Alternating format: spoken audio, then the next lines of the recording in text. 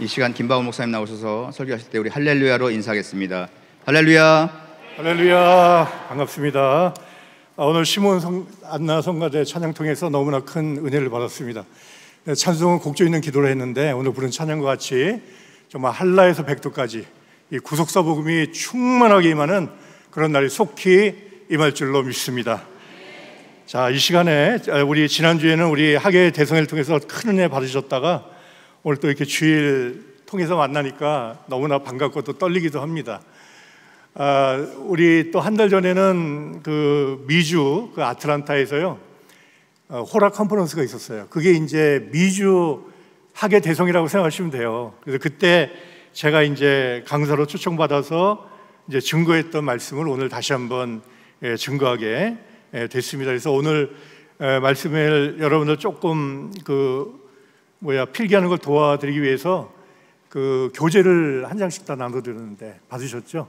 그거 보시면서 우리 따라하시면 되겠습니다. 오늘 제목은 왜 70년 만에 돌아오느냐. 그러니까 원로 목사님 구속사 시리즈 제5권의 중심 내용이 70년 바벨론 포로와 귀환이잖아요. 그래서 왜 70년이란 기한이 걸렸느냐, 이제 그러한 내용이 되겠습니다. 자, 먼저 본문은 예레미야 29장 10절 11절을 볼 때 나 여호와가 이같이 말하노라. 바벨론에서 70년이 차면 내가 너희를 권고하고 나의 선한 말을 너희에게 실행하여 너희를 이곳으로 돌아오게 하리라. 그러니까 성경은 모두가 떠나갔다가 돌아오는 역사예요. 죄악으로 인해서 하나님을 떠나갔다가 다시 돌아오는 역사가 바로 구속사의 역사이기 때문이죠. 그런데 왜 하나님이 이렇게 70년이라고 하는 기한을 만드셨느냐. 자, 성경 구절 하나 더 읽겠습니다. 예레미야 8장 7절에 볼 때 공중의 학은 그 정한 시기를 알고 방구와 제비와 두루미는 그 올 때를 지키거늘 내 백성은 여호와의 규례를 알지 못하도다 하셨더라. 만물의 영장 하나님의 형상을 입은 인간만이 때를 모르고 산다는 거예요. 오히려 짐승들은, 동물들은 때를 알고 돌아오는데 왜 하나님의 형상을 입은 인간들이 돌아오지 못하느냐. 하나님의 때를 우리가 놓치고 살고 있기 때문이죠. 자, 그래서 신앙은 한마디로 사람의 시간에서 하나님의 시간으로 옮겨가는 거예요. 여러분들 이 땅에서 다 바쁘죠. 안 바쁘신 분 하나 없어요. 바쁘다 바빠. 다 그러면서 삽니다. 그러니까 굉장히 바쁜 시간을 살고 있는데 다 자기의 시간이죠. 사람의 시간, 땅의 시간이에요. 그러나 참된 신앙은 뭐냐? 나의 시간을 놓고 하나님의 시간을 붙잡는 것입니다. 세상에서는 사건이 먼저 일어나고 시간이 뒤따르지만 하나님의 세계에서는 시간이 선포되고 사건이 뒤따른다고 원로 목사님께서 어느 설교에서 말씀하신 것을 제가 분명히 기억합니다. 무슨 소린가 하면은 이제 이번 금요일 날이 8.15예요. 8.15. 또 6.25 우리가 다 기념하잖아요. 그날이 특별한 게 아니라 그날에 엄청난 우리나라의 사건이 일어났기 때문에 8.15를 기념하고 6.25를 기념하는 거죠. 그러니까 사건이 먼저 일어났고 시간이 뒤따라오지만 하나님의 세계에서는 먼저 시간이 선포되고 그 시간에 맞춰 사건이 뒤따른다는 거예요. 그래서 이것을 가리켜서 우리는 성경의 예언이라고 부르시면 돼요. 예언이라고 생각하시면 돼요. 예언성. 그러니까 하나님 말씀은 예언의 성격을 갖고 있을 수밖에 없는 것이죠. 자, 그런가 한번 볼까요? 창세기 7장 4절 지금부터 7일이면 내가 40주를 땅에 비를 내려. 그대로 됐습니다. 또 창세기 15장 13절에 정령이 알라 그들은 400년 동안 내 자손을 괴롭게 하리라. 한시 한 날도 오차 없이 400년 만에. 왜? 30년은 요셉이 국무총리 했으니까 종살이 안 했거든요. 400년 동안 종살이 하다가 정한 날에 출애굽을 했어요. 또 예레미야 29장 10절 오늘 본문의 바벨론에서 70년이 차면 이곳으로 돌아오게 하리라. 또 다니엘 9장 24절에 내가 내 백성과 거룩한 성을 위하여 70일에로 기한을 정하였나니. 이게 모든 것이 하나님이 선포하신 때를 따라서 이루어졌음을 우리가 알 수가 있는 거예요. 그러니까 이와 같이 성경에는 하나님께서 보여주신 하나님의 시간들이 많이 있죠. 7일 창조, 40일 홍수, 40일 탐지, 또 70년 만에 돌아온 70일에 또 400년 종살이, 또 1000년 왕국. 그래도 많은 하나님의 시간들이 있습니다. 오늘 그 중에서 왜 하나님께서 이스라엘 백성들을 70년 만에 바벨론 포로에서 돌아오게 하셨느냐. 그러니까 모든 성경은 예수 그리스도 한 분을 증거하기 위해서 기록된 겁니다. 그렇다면 출애굽 사건도 예수님, 바벨론 귀환도 예수님의 예표인데 무슨 차이가 있느냐? 출애굽이 예수님의 초림의 예표라면 바벨론 귀환은 재림의 예표다라고 우리는 말할 수가 있는 거예요. 왜 그렇습니까? 출애굽은 분명히 유월절 어린 양의 사건이고 바벨론 귀환은 요한계시록에 볼 때 재림 직전에 예수님이 19장에 재림한다면 18장에 바벨론에서 나와라 한 걸 볼 때 이 바벨론에서 귀환은 예수님의 재림을 예표하고 있다. 자, 성경 굴려보겠습니다. 요한복음 1장 29절에 요한이 예수께서 자기에게 나오심을 보고 가로되 보라 세상 죄를 지고 가는 하나님의 어린 양이로다. 이 말씀대로 예수님은 우리 인류를 출애굽시키기 위한 유월절 어린 양으로 초림을 하신 거예요. 그런가 하면은 요한계시록 18장 4절에 바로 내가 들으니 하늘로서 다른 음성이 나서 가로되 내 백성아 거기서 나오라. 거기 어딥니까? 바벨론에서. 빨리 나와. 그리고 나서 19장에 바로 주님이 재림하시고 21장에 새 예루살렘 성이 임하는 것을 볼 때 이 영적인 바벨론 귀환은 분명히 재림 직전에 일어나는 사건이구나. 그렇기 때문에 우리는 이것을 지나간 과거의 사건으로 보지 마시고 지금 우리에게 임하고 있는 이런 종말적 사건을 하나님이 상세하게 보여주기 위해서 역사적으로 보여주셨다. 이런 관점으로 오늘 말씀을 들으시면 되겠습니다. 그래서 바벨론 포로에서 70년 만에 70년 만에 돌아왔다는 것은 아담의 범죄로 죄와 사망의 포로가 된 인류가 70번의 희년 만에 완전히 해방될 것을 의미한다. 오늘 중심 주제가 희년에 관한 것이기 때문에 이렇게 말씀드릴 수가 있어요. 자, 보세요.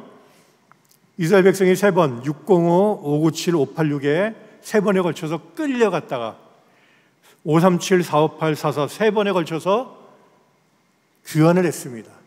왜 3번일까요? 뭐 하다 보니 3번이겠지라고 생각할 수도 있지만 이것은 아담이 선악 갖다 먹는 범죄 때문에 우리의 영과 혼과 육이 차례차례로 다 타락을 한 거예요. 그러니까 3번에 걸쳐 끌려갔다고 보시면 돼요. 우리 인류가 영을 뺏기고 우리의 마음도 빼앗기고 나중에 육체까지 빼앗기는 이런 타락 사건. 그런데 고레스왕을 통해서 하나님이 귀환하게 하셨잖아요. 이 고레스왕의 뜻이 뭐냐면은 태양입니다. 바로 의의 태양 되시는 예수 그리스도. 또 이사야 44장 28절에 볼 때 나의 목자다 말씀하고 있어요. 고레스왕을. 그러니까 바로 예수 그리스도를 말씀하고 있는 거죠. 의의 태양 되시고 우리의 목자 되시는 예수님을 통해서 둘째 아담 되시는 예수님을 통해서 우리의 영과 혼과 육이 다시 한번 이렇게 회복이 되는 그 구원의 과정을 하나님이 역사적인 바벨론 포로와 회복을 통해서 보여주셨다. 이렇게 이해하시면 될 것 같습니다. 자, 첫 번째로 성경에 나타난 70. 성경에서 70은 완전한 속죄 기간인 동시에 성전이 완성되는 기간입니다. 자, 70일에 내 백성과 내 거룩한 성을 위하여 70일에로 기한을 정하였나니 그랬어요. 그러니까 BC 457년부터 AD 26년 예수님이 오시기까지 7일회와 62일회가 지났습니다. 69일회가 지나고 마지막에 한 일회가 종말에 이걸 마지막 한 일회 7년 대환란이라고 해요. 이 중간을 우리가 공백기간이라고 하는데 이것이 바로 교회 시대. 바로 하나님의 목적은 이스라엘 백성만 구원하는 게 아니라 하나님이 창조하신 모든 열국의 백성을 다 구원하셔야 되기 때문에 마지막 한 일회가 오기 전에 공백기간을 둬서 교회 시대를 통해서 많은 이방 백성들이 하나님 앞으로 돌아오는 기간을 두신 거예요. 그래서 정한 수가 차면은 그때부터 7년 대환란 마지막 한 일회가 이루어지게 되어 있는 거예요. 이렇게 70일회로 기한을 정하셨다. 또 70년 만에 돌아오리라. 오늘 본문이죠. 70년 그런데 25장 11절에는 이 온 땅이 황폐하여 놀림이 될 것이며 이 나라들은 70년 동안 바벨론 왕을 섬기리라, 이렇게 다른 표현을 했어요. 그러니까 이 70년 포로 생활은 세상 임금을 섬기는, 바벨론 왕을 섬기는 거예요. 그러니까 요한복음 12장 31절에 이제 이 세상의 심판이 이르렀으니 이 세상 임금이 쫓겨나리라. 예수님이 오심으로 여러분들, 우리를 다스리고 압제하던 이 세상 임금이 다 물러간 줄로 믿습니다. 그러니까 예수를 믿으면 내 삶의 주체가 바뀌는 거예요. 오늘도 원로 목사님께 말씀하셨잖아요. 십자가를 내가 믿으면 내 삶의 주체가 바뀌듯이, 그 예수님이 오심으로 해서 나를 지금까지 지배하던 이 세상 임금은 완전히 쫓겨남을 당하고 이제부터 예수 그리스도가 우리의 왕이 되어서 우리를 영원토록 통치해 주실 줄로 믿습니다. 그것이 가장 큰 복이에요. 자, 그 다음에 70번씩 7번이라도 용서해라. 마태복음 18장 22절에. 우리는 한두 번 용서하기도 힘든데, 그러니까 예수님이 십자가에서 첫 번째 말씀이 용서의 말씀. 그러니까 십자가는 뭐예요? 용서로부터 시작됐다. 오늘 십자가에 대해서 엄청난 우리가 축복을 받았잖아요. 그런데 그 십자가의 시작이 용서의 기도였다는 거예요. 그러니까 예수님은 한 번, 두 번, 7번이 아니라 70번씩 7번이라도 하지, 내가 무조건 용서라는 거예요. 용서는 마음이 없이는 우리 속에 십자가의 은혜가 임할 수 없다는 거. 참 오늘 말씀을 들으면서 다시 한번 회개하는 그런 마음을 가졌습니다. 여러분들, 이 시간 내 마음에 들지 않고 나를 괴롭게 하고 또 힘들게 하는 많은 그런 일들과 사람들이 많이 있잖아요. 그러나 예수님의 십자가를 믿을 때 우리는 용서치 못할 일이 하나도 없을 줄로 믿습니다. 그런 용서의 마음을 가질 때 이렇게 진정한 십자가의 은혜가 우리에게 임한다는 거. 그 외에도 성경에 볼 때 노아의 자손 70명, 애굽에 들어간 야곱 가정 70명, 모세 때 70장로, 예수님 때 70문도, 이렇게 성경에 70에 관한 일들이 많이 나와 있는 거예요. 그래서 희년의 정신에 대해서 한번 살펴보겠습니다. 자, 희년은 7절기가 다 들어있는, 7절기가 다 들어있는 가장 중요한 절기다. 레위기 25장 9절에 7월 10일은 속죄일이니 너는 나팔 소리를 내되 전국에서 나팔을 크게 불지며 하면서 희년이 시작된 거예요. 그러니까 희년은 7월 10일 속죄일부터 그 다음에 7월 10일 속죄일까지 지키는 1년 기간을, 그러니까 49년마다 돌아오죠. 49년마다 돌아오는 그 1년 기간을 희년이라고 합니다. 그러니까 7월 10일 날 시작을 해서요, 그 다음에 7월 10일까지, 그러니까 그 안에 초막절, 유월절, 무교절, 초실절, 오순절, 나팔절, 속죄일까지 7절기가 다 들어있는 거예요. 그러니까 내가 모든 절기를 다 지켰다 하더라도 희년을 지키지 못하면 다 잃어버리는 거예요. 그러나 내가 다른 절기를 좀 잃어버렸다 하더라도 내가 희년을 붙잡을 때 그 속에 모든 절기를 다 지키는 축복을 받게 된다는 거. 그 생각할 때 이 희년이 얼마나 중요합니까? 그래서 원로 목사님께서 2014년 소천하시는 해에 이 희년에 대해서, 또 17 승례수와 희년에 대해서 굉장히 강조하셨던 것을 아마 여러분들이 기억을 하실 거예요. 두 번째로 희년은 자유와 해방, 본래로의 복귀를 의미한다. 레위기 25장 10절에 제50년을 거룩하게 하여 전국 거민에게 자유를 공포. 이는 너에게 희년이니 각각 그 기업으로 돌아가고, 다 돌아간다. 얼마나 놀라운. 우리에게는 진정한 자유가 없어요. 해방이 없습니다. 맨날 죄악 가운데 하여튼 맨날 쫓기는 삶을 살고 있는데, 희년의 축복을 받을 때 이렇게 자유와 해방, 본래로의 복귀의 축복을 받게 된다고 성경은 말씀하고 있는 거예요. 그러면 70번째 희년에 일어날 일들은 무엇이냐? 이게 오늘 이제 본론이 되겠습니다. 자, 희년이 10번 지날 때마다 이 땅에 성전이 세워졌습니다. 이건 제가 한 2년 전부터 좀 몇 번 이제 이런 강의를 했던 기억이 납니다. 그래서 간단하게 보시면요, 자, 1446년이 모든 시간의 기준이에요. 왜? 하나님이 이때를 1월 1일 원년으로 삼으셨으니까. 그래서 이렇게 첫 번째 주빌리, 첫 번째 희년이 1396년이고요. 10번째, 20번째, 30번째, 70번째 하면은 놀랍게도 10번이 지날 때마다 이 땅에 하나님의 성전이 세워진 것을 우리는 알 수가 있어요. 자, 첫 번째 희년 때는 그 전에 1445년에 출애굽하면서 성막이 세워졌죠. 그 다음에 10번째 희년 때는 솔로몬 성전이 세워졌죠. 또 20번째는 스룹바벨 성전, 30번째는 예수님이 30세로 공생애를 시작하면서 정확하게 예수님이 공생애를 시작하시는 해가 바로 30번째 희년이에요. 이거 어떻게 여러분들 우연이라고 하겠습니까? 아까 분명히 말씀드렸잖아요. 세상에서는 사건이 일어나고 시간이 따라오지만 하나님은 먼저 시간을 정해놓고 그 시간에 맞춰 사건을 일으키시는 거예요. 그러니까 우리가 따라갈 수가 있는 거예요. 믿는다면. 그렇다면 또 거꾸로 거슬러 가면 마이너스 10 하면은 누구예요? 요셉이 30세로 국무총리가 돼서 예수님이 공생애를 시작할 것을 미리 예표로 보여줬고, 마이너스 14 14번째 희년으로 돌아가면은 바로 아브라함의 횃불 언약이 성취된 2082년이 바로 희년이라는 걸 생각할 때, 다른 절기도 중요하지만 이 희년, 더군다나 이 희년이 10번째 지나갈 때마다 하나님은 엄청난 구속사의 사건을 일으키신 것을 우리는 확인할 수가 있는 거예요. 여기에 주안점을 둬서, 그렇다면 오늘날 우리는 70번째 희년 속에 살고 있다. 이거는 계산해 보면 아니까요. 그러니까 70번째 희년은요, 1986년에 시작해서 2035년, 요 기간을, 요 49년의 기간이 바로 70번째 희년이에요. 그러면 10번째 희년이 지나갈 때마다 이런 엄청난 구속사의 사건이 일어났다면 하나님이 70번째 희년에 어떤 일을 일으키겠느냐.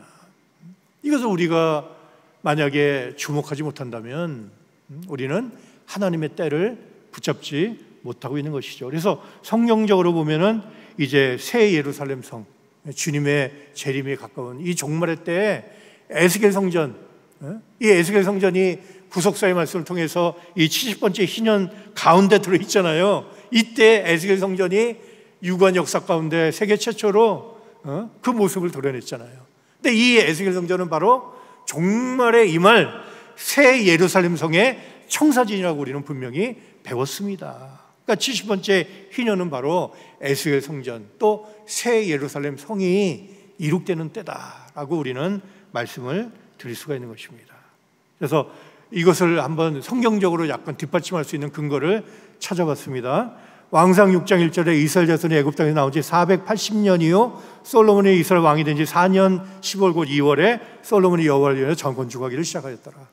저는 이 희년을 연구하기 전에는요, 왜 480년이 기록했는지 전혀 알 수가 없었어요. 이 도대체 무슨 의미인가? 왜 480? 자, 보세요. 모든 시간의 시작은 BC 1446년 출애굽입니다. 출애굽. 이때 엑소더스를 한 거예요. 엑소더스를 한 거예요.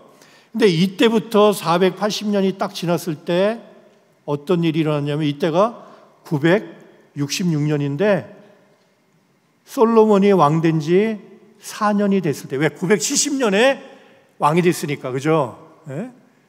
그러니까 966년이 480년 되는 해인데, 이때부터 성전을 짓기 시작해서 6년 6개월 만에 성전을 짓는 거예요. 그러니까 490년, 10번의 희년이 지나가기 전에 바로 솔로몬 성전이 세워졌다는 것을 우리는 성경적으로 분명히 확인할 수가 있는 거예요. 놀라운 일 아닙니까? 그 다음에 또 하나의 성경을 본다면 누가복음 4장 18절에 볼 때 예수님이 공생을 시작하기 전에 먼저 무슨 일이 있었습니까? 먼저 광야에서 40일 동안 시험 당하시고 세례 받으시고, 그 다음에 공생을 시작하셨는데 공생의 첫 번째 사건이 누가복음 4장 18절이에요. 나사렛에 있는 안식, 그 회당의 안식일에 들어가서 누가복음 4장 18절을 읽어주셨어요. 주의 성령이 내게 임하셨으니 이는 가난한 자에게 복음을 전하게 하시려고 내게 기름을 부으시고 나를 보내사 포로된 자에게 자유를, 눈먼 자에게 다시 보게 함을 전파하며 눌린 자를 자유케 하고. 이거는 바로 이사야 61장, 바로 희년의 가장 대표적인 성경이에요. 그러면 공생을 시작하면서 이 말씀을 하시면서 누가복음 4장 21절에 이 글이 오늘날 너희 귀에 응하였느니라. 여러분들 믿으시기 바랍니다. 예수님의 입에서 나오는 말씀이 나올 때 그 말씀은 이미 선포되는 동시에 이 땅에 응하게 되어 있는 거예요. 그러니까 희년이 응했다는 얘기입니다.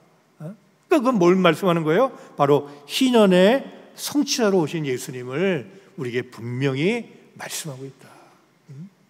그러니까 원로 목사님께서 희년에 대한 결론이 뭐냐? 희년은 어떤 날짜에 있는 게 아니라 바로 예수님 자신이다. 여러분들 믿으시기 바랍니다. 예수님 자신이 희년이에요. 아무리 시간이 딱 맞아서 그때 살고 있다 하더라도 내가 예수님을 못 알아보면 희년이 없는 거고, 희년을 예수님이 영접한 사람에겐 희년이 있는 거죠. 그러나 실체는 예수님이지만 시간과 공간에 얽매여 사는 우리 인간들에게 하나님이 어떤 지침, 우리가 따라갈 수 있는 그러한 그 본보기를 보여주시기 위해서 날짜로도 하나님은 이렇게 역사를 해주셨다는 걸 생각할 때 얼마나 감사합니까? 그러니까 우리는 이러한 날짜, 그러니까 제가 날짜 이런 얘기하고 막 하면요, 어떤 분들은 좀 오해해요. 무슨 뭐 시한부 종말론이냐 그런 얘기가 아니에요. 실체는 예수님이고 실체는 하나님 아버지의 말씀이지만 하나님이 시간과 공간, 우리는 이 보이는 시간과 공간을 통하지 않으면 인식하기가 어려워요, 사람은요. 그러니까 하나님이 보이는 시간과 공간을 통해서 우리의 구원을 설명을 해주신 거예요. 그래서 우리의 구원을 시간적으로 표현한 것이 뭡니까? 안식일에 들어가라 하는 것이고, 공간적으로 표현한 것이 가나안 땅에 들어가라. 그렇게 이해를 하시면 됩니다. 그러니까 이걸 볼 때도 역시 예수님이 30번째 희년 속에 30번째 희년 때 오셔서 이렇게 희년의 성취자로 오셨다는 것을 우리는 알 수 있습니다. 자, 이렇게 볼 때 지금 우리들은 마지막 70번째 희년 속에 살고 있으며 71회 중에 마지막 한 해 속에 살고 있음을 알 수 있습니다. 자, 지금까지 드린 말씀을 잠깐 정리하자면, 자, 우리는 지금 종말을 살아가고 있다는 건 틀림없어요. 근데 이 종말이 우리가 살고 있는 지금 이때가 세 가지 때가 겹쳤습니다. 성경적으로. 첫째, 창조 제 7일이에요. 7일 지금. 왜? 베드로후서 3장 8절에 하루가 천년 같고 천년이 하루 같은 이 한 가지 잊지 말라 했기 때문에 6,000년이 지났잖아요. 그러니까 6일 창조가 끝나고 이제는 완전한 하나님의 안식 세계가 이루어지는 가장 복된 시대에 우리가 살고 있는 줄로 믿습니다. 그걸 생각하면은 우리가 소망이 있는 거죠. 그 다음에 두 번째는 마지막 한 일에 70번째 일회 속에 우리가 살고 있고, 세 번째는 오늘 말씀과 같이 70번째 희년 속에 분명히 우리가 살고 있다. 그러면 여러분들 창조제 7이야, 마지막이야. 더 이상이 없습니다. 마지막 한 일입니다. 71번째 희년이 있다는 그런 말씀 없습니다. 그렇다면 이러한 세 가지 때가 겹친 이러한 시기를 살아가는 저와 여러분들이 얼마나 놀라운 하나님의 기적 속에 살아가고 있다는 것을 우리는 깨우쳐야 된다는 거예요. 그래서 이제 70번째 희년에 일어날 일들을 제가 네 가지로 설명을 드려요. 지금까지는 서론이고요. 이제 지금부터가 좀 본론이라고 생각하시고, 여러분들 그 뒤에 보면 이렇게 공백이 많아요. 그러니까 설명 드리는 거를 쓰시면 됩니다. 70번째 희년에 일어날 일들. 아까 1986년에서 2035년이 70번째 희년이에요. 기간적으로. 그 날짜가 중요한 건 아니지만 하여튼 날짜를 볼 때 지금 우리가 70번째 희년에 들어와 있는데, 이때는 어떤 일들이 있느냐. 자, 70년이 바벨론 70년이 이스라엘 백성이 돌아오는 기간이라면 70희년은 인류 전체가 돌아오는 길이다. 왜 이렇게 말씀하고 있냐면요, 다니엘 9장에 볼 때 다니엘이 70년이 이제 2년 남은 거 알아서 68년 되던 때 예레미야서를 읽다가 깨닫고 하나님 앞에 기도하기를 시작했어요. 그러니까 분명히 다니엘은 70년을 놓고 기도를 했어요. 자기의 백성을 놓고 기도했는데 하나님의 응답은 70년이 온 게 아니라 70일에가 오고 전 세계 인류를 구원하는 종말의 계시가 온 거예요. 마찬가지로 70년은 이스라엘 백성이 구약에서 돌아오는 기간이었다면 이제 70번째 희년은 인류 전체가 돌아오는 그러한 기간이다. 그러면 과연 이러한 기간 속에 어떤 일이 일어날 것이냐. 자, 우리 다 같이 이사야 40장 2절 우리 다 같이 한번 읽습니다. 시작. 너희는 정다이 예루살렘에 말하며 그것에게 외쳐 구하라. 그 복역의 때가 끝났고 그 죄악의 사함을 입었느니라. 그 모든 죄를 인하여 여호와의 손에서 배나 받았느니라 할지니라. 여러분 용서하시고 한 번만 따라해 주세요. 그 복역의 때가 끝났고 그 죄악의 사함을 입었느니라. 여러분 믿습니까? 그럼 여러분들 성경의 가장 큰 복이 뭐냐? 바로 우리의 죄가 사라지는 거예요. 하나님이 예비하신 모든 축복이 이미 우리에게 다 가까이 다가와 있는데 우리의 죄 때문에 우리한테 임하지 못하고 있잖아요. 그러니까 하나님 말씀이 이제 70년이 차가는 그때 복역은 뭡니까? 죄인이 형무소에 갇혀 있는 때예요. 저와 여러분들은 보이지 않는 형무소에 지금 다 갇혀 살고 있잖아요. 육체의 감옥, 욕망의 감옥, 자식의 감옥, 고난의 감옥, 물질의 감옥, 그 다음에 시기 질투 미움의 감옥, 다 있잖아. 벗어나질 못해. 그러나 예수 그리스도의 십자가 보혈의 은총으로 말미암아 그 복역의 때를 하나님이 끝나게 해주시겠다는 거예요. 우리의 모든 우리를 붙잡고 있던 죄악을 하나님이 완전하게 사해 주신 듯 그런 축복이 이제 우리에게 임한 줄로 믿습니다. 그런 때에 우리가 이 죄악에서 이렇게 벗어날 때 이제부터 놀라운 하나님의 예비하신 은총이 일어나기 시작합니다. 첫째로 수많은 하나님의 아들들이 나타난다. 꼭 적어두세요. 로마서 8장 19절에 피조물에 고대하는 바는 하나님의 아들들에 나타나는 것이죠. 복수죠. 나타나는 것이니. 그래서 저는 처음 이거 읽을 때 이거 심상치 않은 구절인데 이게 누굴까? 잘 믿는 성도인가 보다. 평강교회 성도인가 보다. 뭐 이렇게만 생각을 했는데 여러분들 그 정도가 아닙니다. 이거는요 길게 설명드리기 힘들고 존재론적으로 완전히 다른 존재를 말씀하고 있는 거예요. 하나님의 아들들이 나타나요. 그러니까 로마서 8장에 보면은 세 가지 탄식이 나와요. 성령 하나님도 탄식하고, 그다음에 만물도 탄식하고, 세 번째는 성령의 처음이거든요. 예수 믿는 성도도 탄식하고 있다. 왜? 아직 이루어지지 않은 일이 있기 때문에. 이러한 세 가지 탄식이 언제 끝나느냐? 바로 로마서 8장 19절 볼 때 피조물이 이제까지 탄식하는 가운데 강구하는 것을 우리가 아노니 피조물에 고대하는 바는 하나님의 아들들에 나타나는 것이니. 여러분들 오늘 이 자리에 우리 평강의 모든 성도들이 바로 이 종말에 나타날 하나님의 아들들인 줄로 믿습니다. 여러분이 그 사명을 다할 때 하나님의 탄식이 끝나고 만물의 탄식이 끝나고 성도의 탄식이 끝나고. 자, 비슷한 표현들을 성경에 찾아보겠습니다. 히브리 12장 23절에 장자들의 총회, 히브리 2장 16절에 아브라함의 자손들. 놀라운 말씀이죠. 예수님이 왜 오셨느냐? 첫째, 마귀를 멸하시고, 두 번째, 일생에 매여 종들 찬유를 하는 자들을 놓아주고, 세 번째, 천사가 아니라 아브라함의 자손들을 붙들어주기 위해 예수님이 초림하셨다는 거예요. 바로 저와 여러분들이 이 시대에 신령한 아브라함의 자손인 줄로 믿습니다. 바로 이분들이 바로 하나님의 아들들이에요. 아무 때나 나타나는 게 하나님의 정한 때, 하나님의 예비하신 그 축복 가운데 하나님의 아들들이 나타나는 거예요. 자, 이해를 돕기 위해서 요한복음 1장 14절 보면은 예수님을 독생자라고 그랬어요. 너무 잘하는 말씀이죠. 아버지의 독생자 영광이요 은혜가 진리가 충만하다. 근데 히브리 1장 6절에서는 예수님을 맏아들이라고, 맏아들. 세상에 다시 들어오게 하실 때, 이건 재림 때. 그러니까 초림 때는 독생자였는데 왜 재림 때는 맏아들이냐? 그러면 초림과 재림 사이에 무슨 일이 있었다는 거예요? 초림 때는 독생자인데 재림 때는 맏아들이라는 얘기는 요 중간에 뭐예요? 수많은 하나님의 아들들이 나타난 줄로 믿습니다. 그러니까 독생자가 이제는 재림하실 때는 맏아들이 될 수 있는 거예요.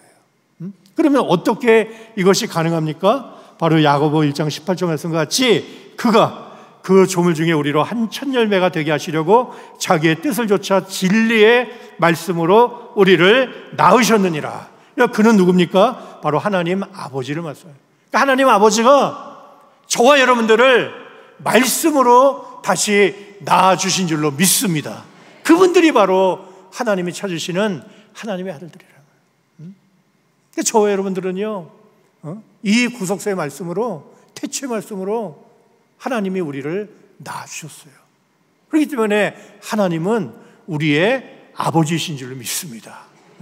그건 영원히 변치 않는 진리입니다. 영원히 변치 않는 축복이에요. 하나님은 나의 아버지다. 그러니까 아버지는 아들들을 낳았을 때 아버지라는 칭호가 생기잖아요. 그러니까 하나님 아버지 할 때는 하나님이 나를 이러한 진리의 말씀으로 나를 낳아주셔서 정말 예수님과 같은 이러한 이 신령한 장자들의 총회에 우리를 집어넣어 주신 줄 믿습니다. 이러한 여러분들의 고백이 영원히 변치 아니하시기를 주님의 이름으로 축원을 드리겠습니다. 자, 그래서 요한계시록 14장 1절에 마지막에 시온산에 선 14만 4천은요 어떤 자들이냐? 이 최후의 승리자들이죠. 그 이마에 어린 양의 이름과 그 아버지의 이름을 쓴 것이 있도다. 왜 이런 두 가지? 어린 양의 이름 바로 예수 그리스도의 십자가의 피로 내가 죄사함 받았고 그걸로 끝나는 게 아니라 이제 하나님 아버지가 나를 말씀으로 낳아주셨음을 믿기 때문에 아버지의 이름이 우리의 이마에 다 인쳐 주신 줄로 믿습니다. 여러분들이 절대 이 축복을 놓쳐서는 안 되는 거예요. 그래서 정리해 보면은 하나님의 아들들, 이 70번째 희년 가운데 나타나는데 그들은 장자들의 총회고 아브라함의 자손들이고 어린 양과 함께 시온산에 선 14만 4천인데 그 이마에 어린 양의 이름과 아버지 이름 곧 초림과 재림의 인침이 있다. 우리 평강교회에 속한 또 전 세계에 세워주신 구속사에 속한 모든 성도들이 하나님께서 이 5가지 이름이 바로 그러한 우리 평강의 모든 성도에게 허락해 주신 축복된 이름인 줄로 믿습니다. 자, 그 다음에 두 번째, 종말에 횃불 언약이 성취된다. 시편 105편 8절 11절에 그 언약, 아브라함에게 하신 언약, 이삭에게 하신 언약, 야곱에게 세우신 윤리의 영영한 언약. 그런데 그 언약이 뭐예요? 가나안 땅을 내게 주어 기업이 되게 하리라. 바로 횃불 언약이죠. 그러니까 이 횃불 언약이 구약에서 끝나는 게 아니라 여러분들 2권 8권이 뭐예요? 횃불 언약에 관한 책이에요. 그 결론이 다 똑같아요. 종말에 성취될 횃불 언약. 그러니까 이 횃불 언약은 반드시 종말에 다시 한번 성취되게끔 하나님이 정해 놓으셨다는 거예요. 그러니까 이 종말에 횃불 언약이 성취되는 거예요. 그래서 여러분들 이 호라가 이번에도 호라 아카데미 그 목사님도 오셔서 졸업식 했잖아요. 그러니까 이 호라 엠블럼이 이거예요. 우리 로고가 이거예요. 횃불. 그러니까 이건 뭐냐면은 우리는 종말에 횃불 언약을 다시 이룩할 아브라함의 자손들입니다 라고 고백하는 믿음의 공동체가 바로 호라예요. 호라.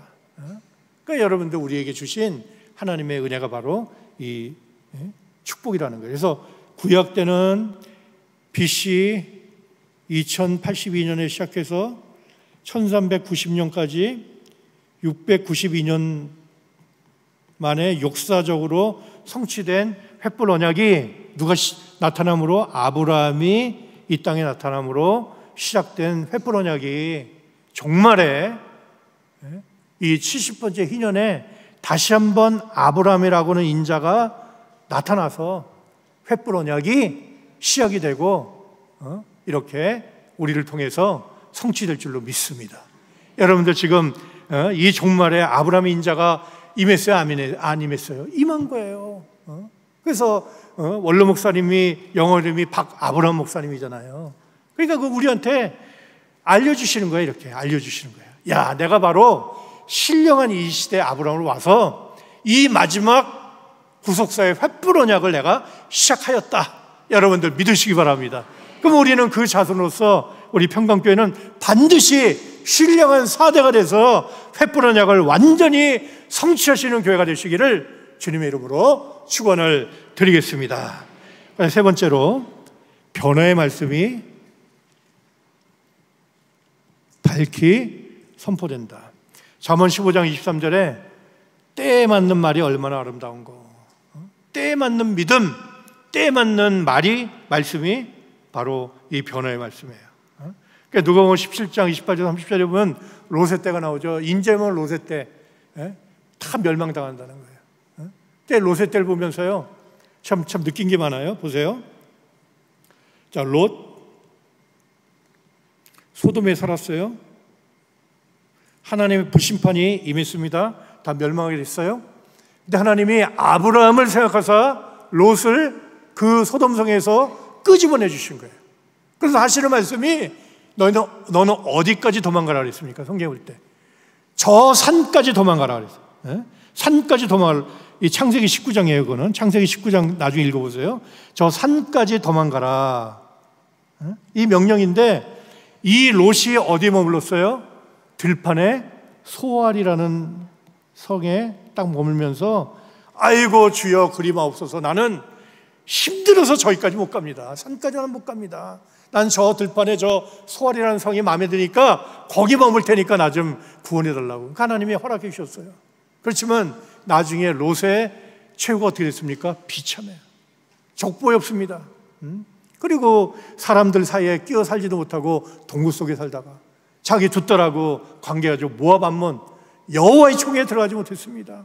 왜 그랬습니까? 하나님이 정말에 어디까지 피난 가라 하면은 우리는 가야 할 줄 믿습니다. 근데 가지 않고 중간에 머물러 버린 거예요. 제가 이 말씀을 왜 드리고 있느냐? 오늘날 기독교가 왜 쇠퇴하고 있습니까? 오늘날 기독교가 왜 멈춰섰습니까?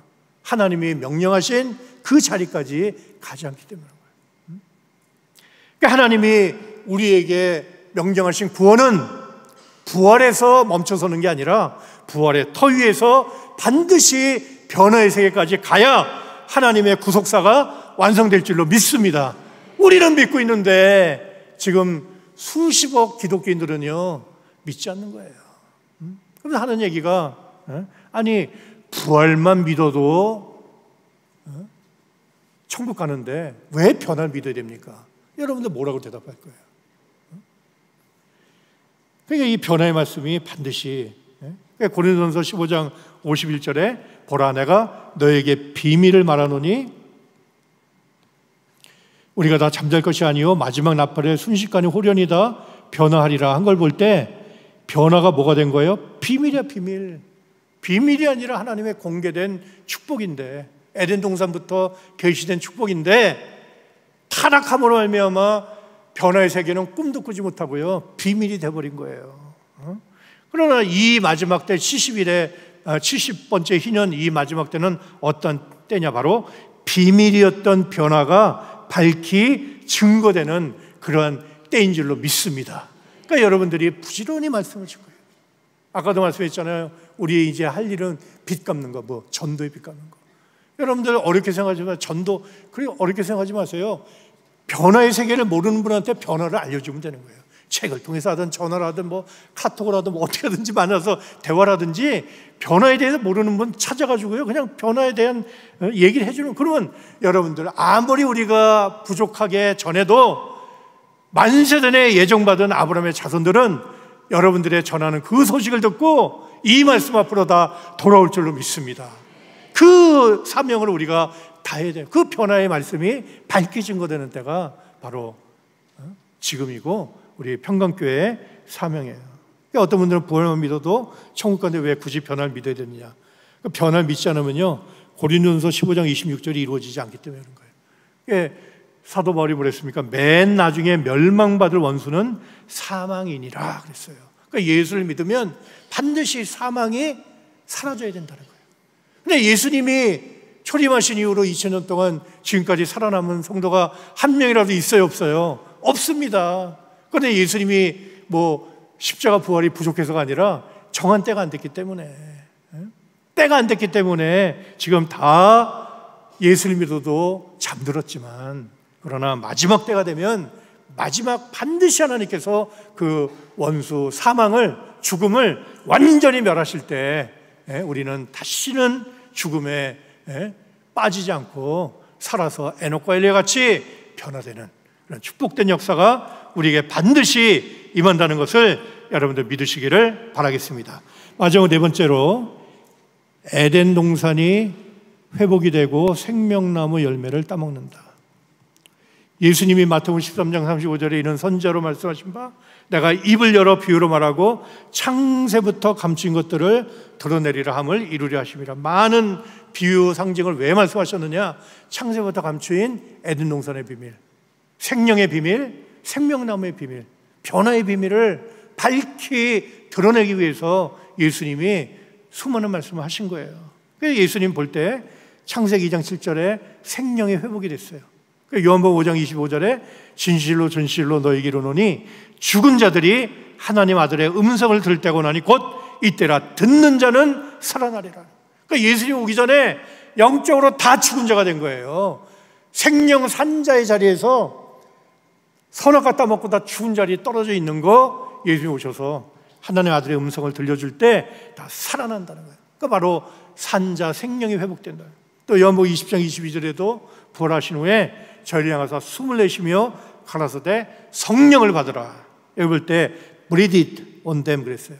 여러분들 생기가 뭐냐면은 breath of life예요. 생명의 호흡이에요. 마찬가지로 예수님이 breathe it, 숨을 훅 하고. 아니 예수님이 무슨 그렇게 안 하면 그게 안 됩니까? 근데 왜 이렇게 하셨냐? 창세기 2장 7절을 회복하는 순간이라는 것을 보여주기 위해서 훅 하고 숨을 내쉬면서 성령을 받으라.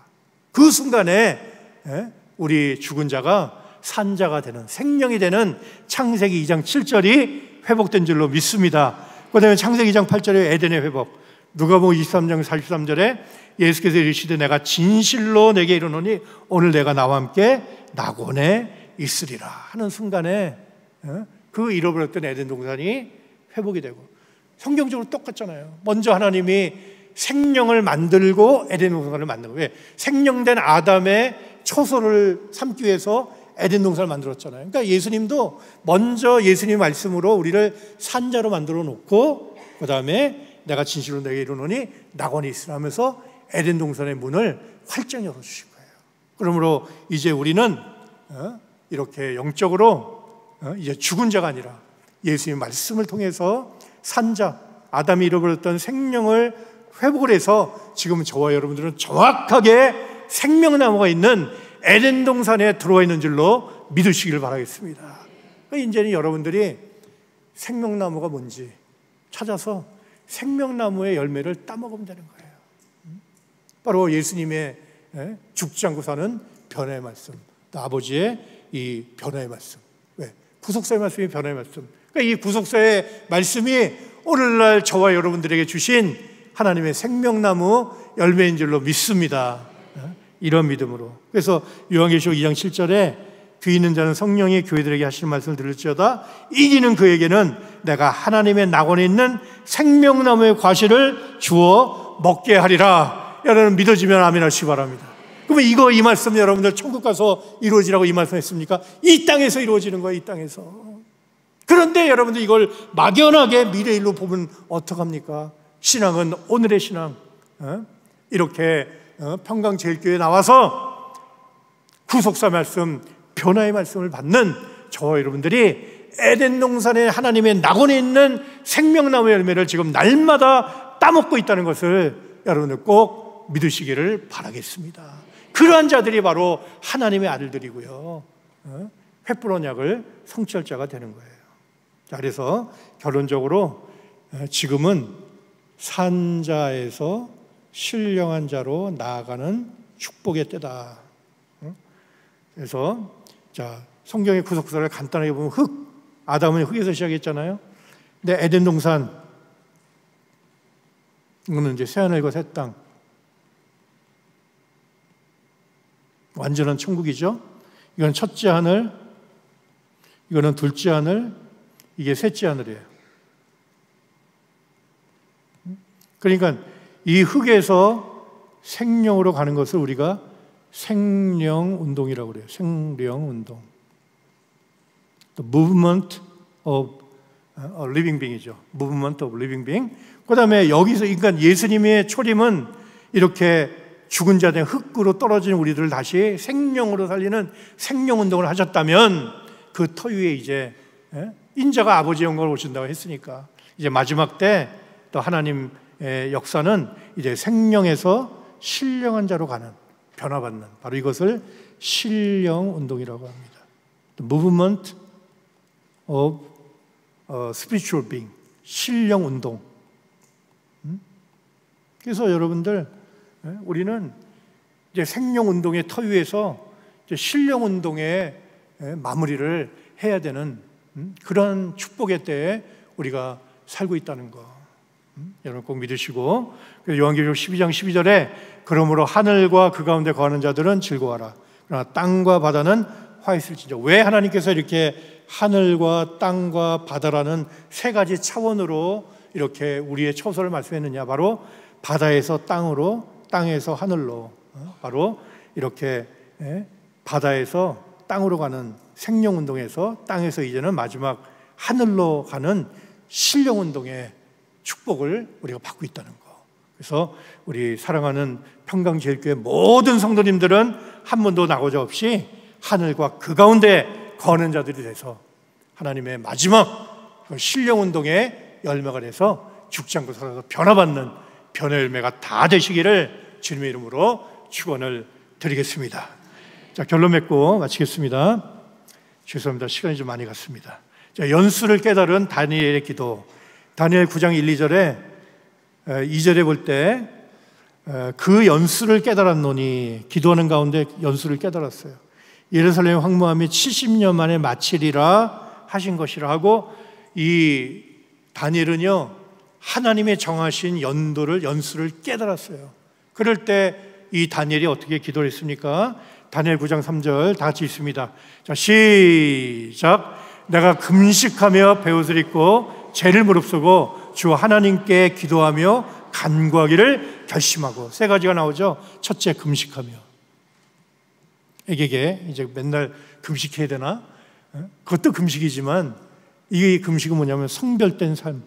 지금 12권 상으로 주신 말씀이 레위기 말씀이잖아요. 바로 제사에 관한 거, 바로 우리 성별된 삶, 바로 이제 하나님의 연수를 깨달았다면 우리는 다니엘같이 성별된 삶을 살아야 돼요. 두 번째는 죄를 무릅쓰고. 이거 뭐 죄는 회개하는 마음을 그래요. 시꺼먼 죄를 막 뒤집어 씌워요.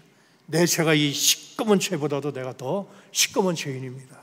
세상에 회개할 것 없는 죄인은 하나도 없어요. 저와 여러분들은 아직 정말 변화받기 전까지는요, 아까도 얘기했잖아요. 죄인 중에 괴수단 말이에요. 그게 바로 십자가의 마음이에요.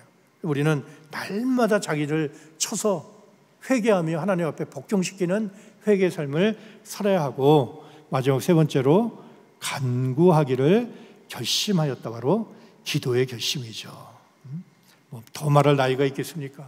우리는 이제 무시로 성령 안에서 늘 기도하면서 또 에녹과 같이 한순간도 떨어짐 없이 하나님 말씀과 동행할 때 하나님께서 이 70번째 희년에 또 예정하신 모든 놀라운 축복의 말씀이 우리 평강제일교회와 전 세계에 세워주신 이 구속사교회 모든 성도 위에 임하시는 그런 복된 역사가 오늘부터 여러분과 함께 하시기를 주님의 이름으로 축원을 드리겠습니다.